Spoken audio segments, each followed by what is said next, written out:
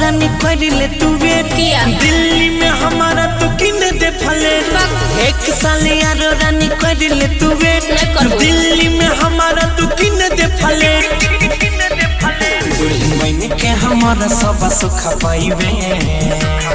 रे कोई लेके चला जाइतो तू देखते रह जाइबे रे कोई लेके चला जाइतो तू देखते रह जाइबे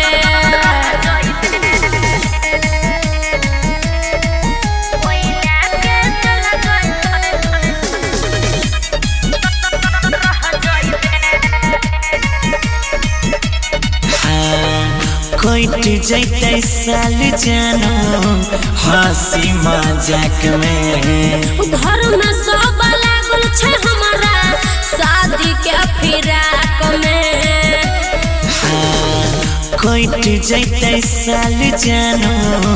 हंसी मजाक में घर में सब लागल छे हमारा शादी के फिराक में कितना झूठो के तू बहाना बनाइबे रे कोई लेके चला जाइतो तू देखते रह जाइबे रे कोई लेके चला जाइतो तू देखते रह जाइबे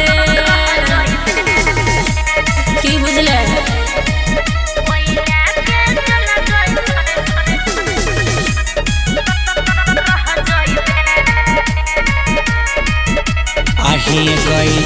अपन से बेसी करै छी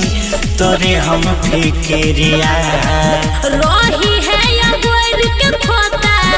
उड़ जतौ चिड़िया आही गई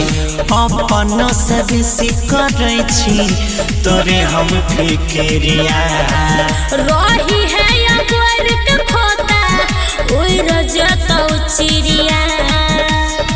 राकेश गौरव के घरे तू आइबे रे कोई